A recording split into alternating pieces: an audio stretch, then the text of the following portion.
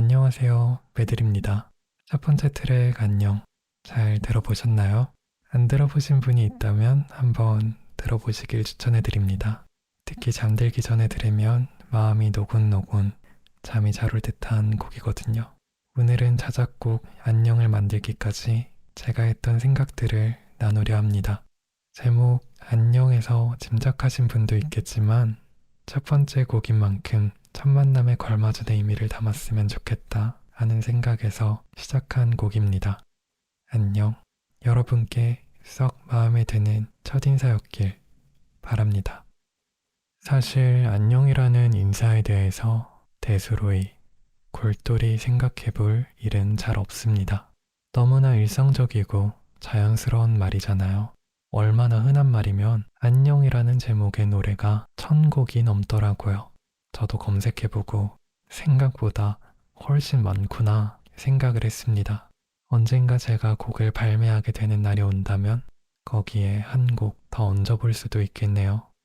그럼 이번 가사를 쓰면서 생각해본 이 흔하디 흔한 인사말의 여러 면에 대해 한번 말해볼게요.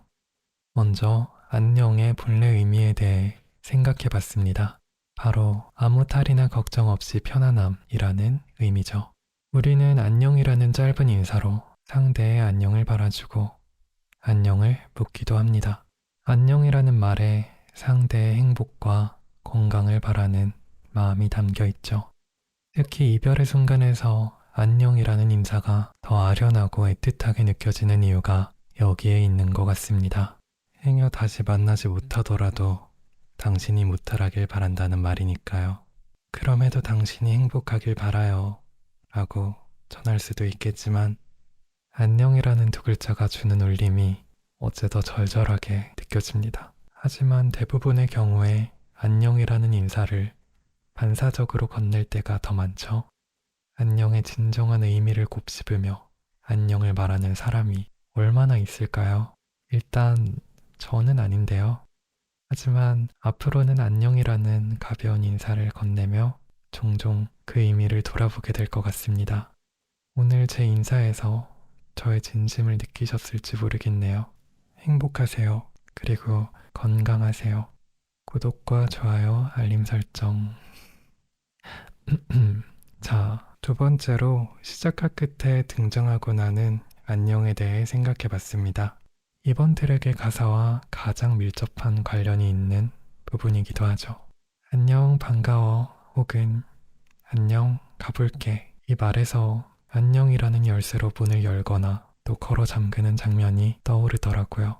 시작과 끝, 어떻게 보면 절대 가까울 수 없는 가장 먼 단어처럼 보이기도 하는데요. 무언가를 시작할 때 먼저 끝을 생각하기도 하고 끝을 맺기 전에 새로운 시작을 떠올리게 되기도 하는 걸 보면 생각보다 둘은 가깝구나 하게 되더라고요. 마치 유튜버가 영상을 올리기도 전에 조회수가 폭발해 대박이 나버리면 어떡하지? 하는 망상을 하곤 하는 것처럼요. 제 얘기는 아닙니다. 진짜 아니에요. 아무튼 그렇게 시작과 끝, 만남과 헤어짐은 숨쉬듯 자연스럽게 이루어집니다. 그리고 그 사이에는 안녕이 있습니다. 낯선 타지로 떠나야 하는 순간, 월요일 아침 단잠이 깨야 하는 순간, 소중한 사람을 보내야 하는 순간, 꿈같이 행복했던 하루를 마쳐야 하는 순간, 매일같이 시작하거나 끝내기 어려운 순간들을 마주하게 됩니다. 그럼에도 안녕을 고하고 또 다른 안녕을 향해 시작과 끝을 순환하는 수레바퀴를 굴려나가겠죠. 어쩌면 봄, 여름, 가을, 겨울 4개가 있기에 그 난관들을 극복할 수 있는 걸 수도 있겠다 하는 생각이 들었습니다. 저항할 수도 없이 계절이 가고 또 찾아오는 것은 만남과 헤어짐의 순리를 오감으로 느끼게 해주니까요. 그 속에서 우리는 이치를 이치로 받아들이고 변화라는 통증에 조금은 무뎌질 수 있었으리라 생각해 봅니다. 지금 이 순간에도 새로운 장을 향해 나아가고 있을 여러분께 제 노래가 응원이자 위로가 된다면 좋겠습니다. 세 번째로는 안녕과 인간관계에 대해 생각해 봤습니다.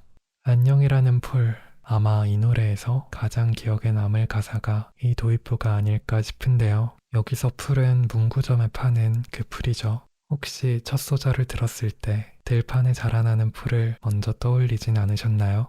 그렇다면 저의 계획대로입니다.